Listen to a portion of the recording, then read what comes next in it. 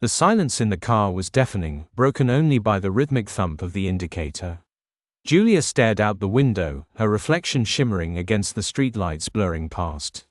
We were on our way back from a dinner with friends, a dinner I'd barely tasted, the knot in my stomach tightening with each forced laugh, each casual touch Julia shared with him.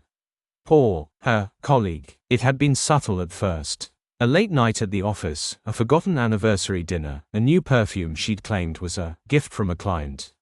Lies. All lies. The truth had been whispering in my ear for months, a chilling premonition I'd tried to ignore. Until last week. Until I'd accidentally pocketed Julia's phone after she'd left it on the kitchen counter. A notification had blinked on the screen, a voicemail from Paul. My heart hammered against my ribs as I listened. His voice, thick with lust, whispering sweet nothings and arranging a rendezvous at a hotel I knew all too well. The hotel where Julia and I had celebrated our first anniversary. The irony wasn't lost on me. I replayed the message, memorizing every word, every inflection, every sickeningly sweet endearment.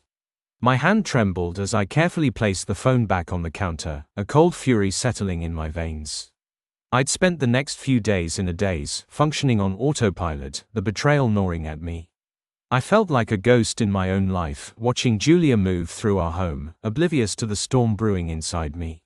I hadn't confronted her, not yet. I was meticulously crafting my revenge, ensuring it would land with the precision of a surgeon's scalpel. Everything okay, David? Julia's voice broke through my thoughts. Her tone was laced with a forced casualness that grated on my nerves. Peachy, I replied, my voice flat. The rest of the drive passed in silence. Once we were home, I suggested a nightcap. Julia readily agreed, seemingly relieved to break the tension. As she poured the wine, I retrieved my phone and placed it on the coffee table, speaker facing up. My finger hovered over the play button. So, I began, my voice deceptively calm. How was your day? Oh, you know, the usual, she replied, taking a sip of her wine. Busy, but productive. I pressed play. Paul's voice filled the room, his words echoing the sickening truth.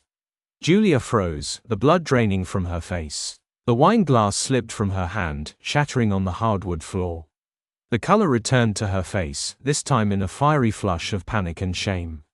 She stared at me, her eyes wide with horror. David, she stammered, her voice barely a whisper.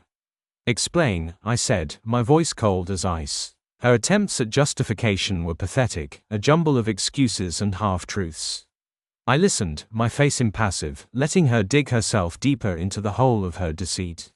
When she finally ran out of words, I stood up. Pack a bag, I said, my voice devoid of emotion. You're leaving. The tears came then, a torrent of regret and self-pity. But I felt nothing. The man she'd betrayed was gone, replaced by a hollow shell filled with icy resolve. She left the next morning, dragging a suitcase behind her, her shoulders slumped in defeat. I watched her go, feeling a strange sense of emptiness. But my revenge was far from over. Paul, I needed to deal with him. I found him at his office, a sleek, modern building in the city center. I marched past the receptionist, ignoring her protests, and barged into his office. He looked up, startled, his smug expression quickly replaced by a flicker of fear as he recognized me. David, what are you doing here? He stammered, his voice laced with nervousness. I didn't answer. I walked over to his desk, grabbed his laptop, and hurled it against the wall. The crash echoed through the office, drawing the attention of his colleagues. You, I said, my voice low and menacing, destroyed my marriage. His face paled. He opened his mouth to speak, but I cut him off. I know everything, Paul, I said, holding up my phone, displaying the voicemail. Every lie, every secret rendezvous. The blood drained from his face. He knew he was caught. I didn't resort to physical violence. The public humiliation was enough. I left him standing there, amidst the wreckage of his laptop and his reputation, the whispers of his colleagues a constant reminder of his betrayal. The news spread like wildfire. Paul was fired. Julia, ostracized by our mutual friends, was forced to move back in with her parents. Their affair, once a clandestine thrill, became a cautionary tale whispered in hushed tones. My revenge was complete, but the victory felt hollow. The pain of betrayal lingered, a dull ache in my chest. I'd won, but at what cost? My marriage, my trust, my happiness, all gone. The house felt empty without Julia, even with her absence being a relief. I started to rebuild my life, piece by painful piece. I focused on my work, reconnected with old friends, and slowly, tentatively, began to heal. One evening, months later, I was having dinner with a friend when I saw her. Julia. She was sitting alone at a table in the corner, her eyes red-rimmed, her face etched with sadness. Our eyes met, and for a fleeting moment, I saw a flicker of regret, a silent plea for forgiveness. I looked away. The anger was gone, replaced by a profound sense of sadness. I felt no desire for further revenge, no satisfaction in her misery. The damage was done, and nothing could undo it. I finished my dinner, paid the bill, and left. As I walked out the door, I glanced back at Julia.